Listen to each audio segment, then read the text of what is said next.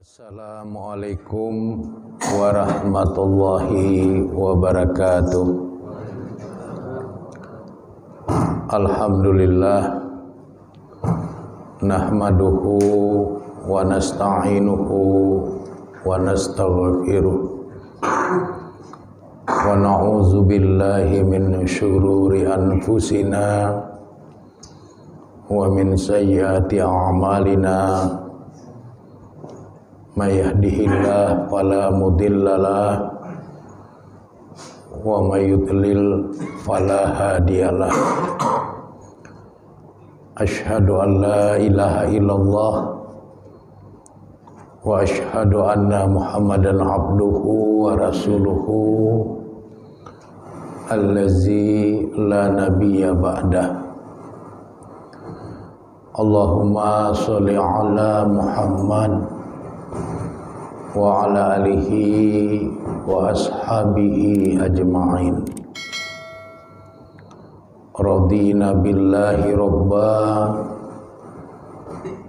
wa bil islami dina wa bi Muhammadin nabiyya wa rasula. Amma ba', yang saya hormati bapak-bapak dan ibu-ibu serta anak-anak kami yang dirahmati oleh Allah Subhanahu wa taala. Puji dan syukur kita sampaikan kehadirat Allah Subhanahu wa taala yang telah mengeluarkan kita dari pola kehidupan jahiliyah kepada cara-cara hidup yang dibimbing oleh ajaran Islam yang akan mengantarkan kita untuk menjadi hambanya yang soleh, menjadi hambanya yang bertakwa, yang memperoleh keselamatan dalam kehidupan dunia dan juga memperoleh keselamatan dalam kehidupan di alam akhirat. Selanjutnya salawat beriring salam tidak henti-hentinya kita mohonkan kepada Allah agar tercurahkan kepada Rasulnya Nabi Muhammad sallallahu alaihi wasallam beserta keluarga, para sahabat dan semua pengikut beliau yang setia hingga tegaknya hari berbangkit kelak. Materi pengajian kita pada malam hari ini adalah mempersiapkan kehidupan di alam akhirat. Semua kita sudah memahami sejak awal kita mempelajari Islam. Islam mengajarkan bahwa salah satu dari rukun iman yang 6 itu adalah mengimani adanya hari akhirat. Mengimani hari akhirat tidak hanya sekedar cukup hanya dengan mengimaninya, tetapi ada ajaran-ajaran yang harus kita ikuti supaya pertanggungan jawab kita di hadapan Allah di dalam kehidupan akhirat itu dapat benar-benar kita pertanggungjawabkan. Oleh karenanya di dalam Al-Quran surat Al-Qasas surat ke-28 ayat 77 Allah berfirman, wabtaghi, dan carilah, fima, di dalam apa-apa, atakallahu, yang telah Allah berikan kepadamu, ad-darul akhirah, pahala untuk kehidupan akhirat. Wala tansa, dan janganlah engkau melupakan nasibaka, nasibmu, minad dunia, dari kehidupan dunia. Wa ahsin, dan berbuat baiklah, kama ahsanallahu ilaik, sebagaimana Allah telah berbuat baik kepada dirimu. Wala tabghil fasada, janganlah engkau berbuat kerusakan, fil ardi, di bumi. Innallaha la yuhibbul mufsidin, sesungguhnya Allah itu tidak menyukai orang-orang yang membuat kerusakan. Ada beberapa hal yang penting untuk kita pahami dari surat Al-Qasas ayat 77 ini. Yang pertama, Allah memerintahkan kepada kita agar di dalam apapun yang telah Allah berikan kepada kita itu, selama kita hidup di alam dunia ini, hendaknya bisa kita manfaatkan untuk memperoleh pahala dalam kehidupan di alam akhirat. Allah menganugerahkan akal pikiran kepada kita. Manfaatkanlah akal dan pikiran kita itu untuk mendapatkan pahala dalam kehidupan akhirat. Allah memberikan kita perasaan untuk merasa, maka kelolalah perasaan kita itu, manfaatkanlah perasaan kita itu untuk kita bisa mendapatkan pahala di dalam kehidupan alam akhirat. Allah menganugerahkan kepada kita tenaga, manfaatkanlah tenaga kita itu untuk kita bisa mendapatkan pahala dalam kehidupan di alam akhirat. Allah mengamanahkan harta benda kepada kita, maka manfaatkanlah amanah harta benda itu untuk kita bisa mendapatkan pahala dalam kehidupan di alam akhirat. Allah mengamanahkan jabatan dan kedudukan kepada kita, manfaatkanlah jabatan dan kedudukan kita itu untuk kita bisa mendapatkan pahala di dalam alam kehidupan akhirat. Apapun yang Allah anugerahkan kepada kita selama kita hidup di alam dunia ini, maka pandai-pandailah kita memanfaatkannya untuk bisa menghasilkan pahala dalam kehidupan di alam akhirat. Itulah makna dari firman Allah, wabtaghi fima ataqallahu darul akhirah, dan carilah di dalam apa-apa yang telah Allah berikan kepadamu pahala untuk kehidupan alam akhirat. Wala tansa nasibaka minad dunya,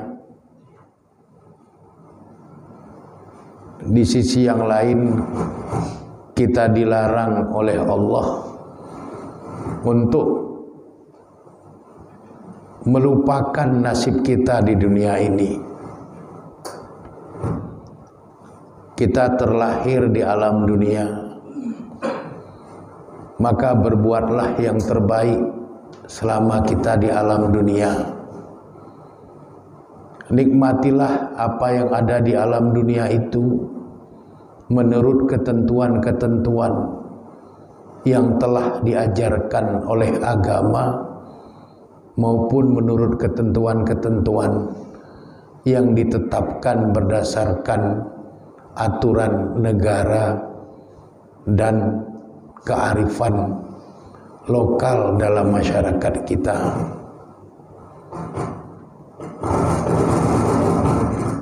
Namun kesenangan-kesenangan kita dalam menikmati dunia jangan sampai kemudian mengantarkan kita menjadi hambanya yang lalai dalam mempersiapkan kehidupan alam akhirat.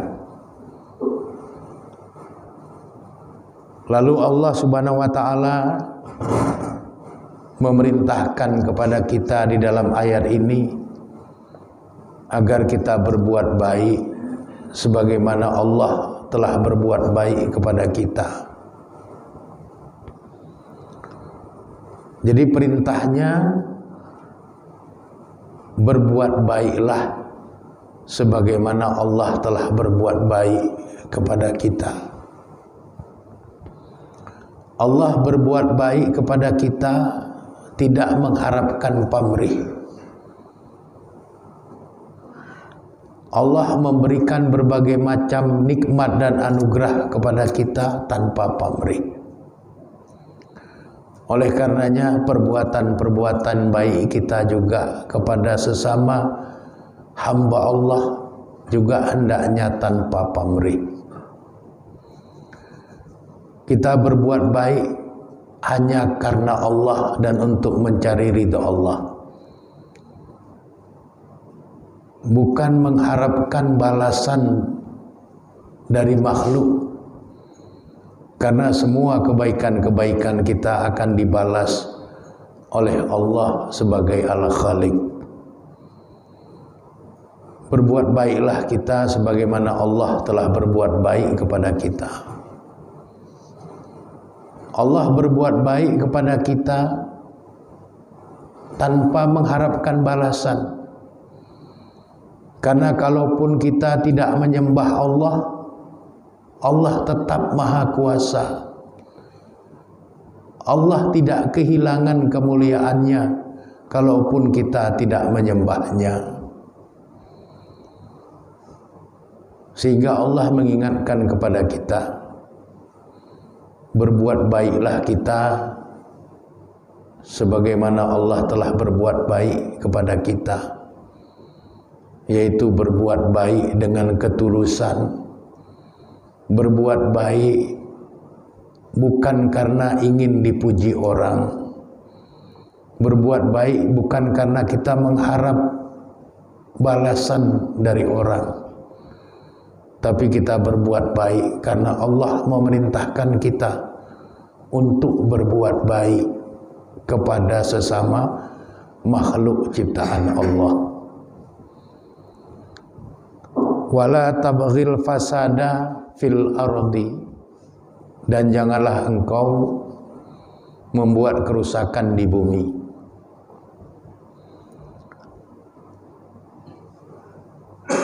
Agar kita tidak membuat kerusakan di bumi, maka kita harus memulai menjaga dari diri kita masing-masing agar kita tidak merusak diri kita sendiri.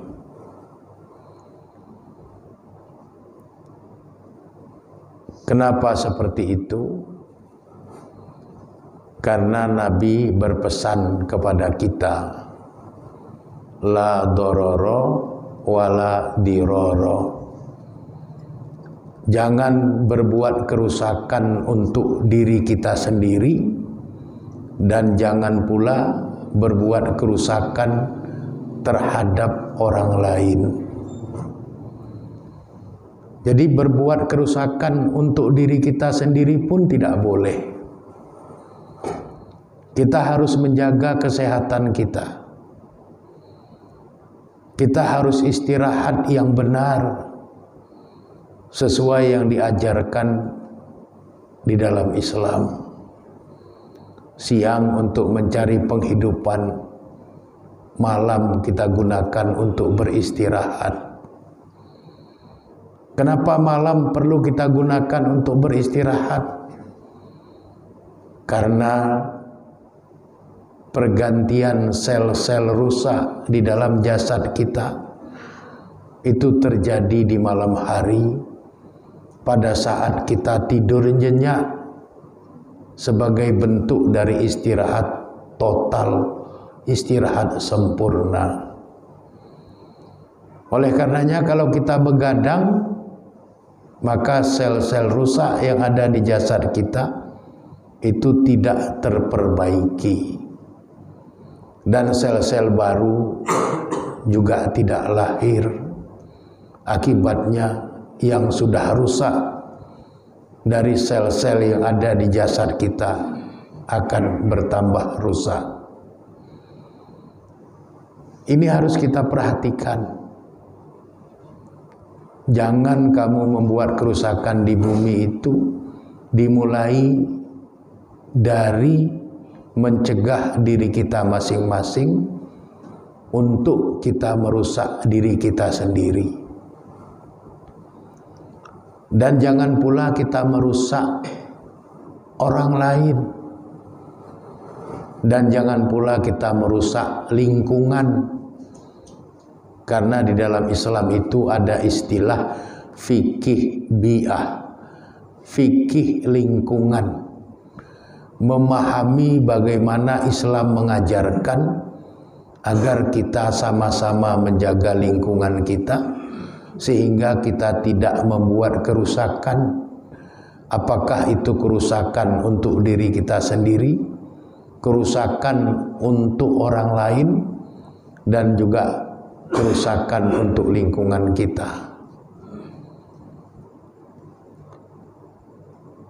Berbuat kerusakan, apapun bentuk perbuatan yang merusak itu haram hukumnya di dalam Islam. Jangan pernah kita membuat hal-hal yang bersifat merusak, hal-hal yang bersifat buruk di dalam hidup ini, karena itu terlarang di dalam ajaran Islam.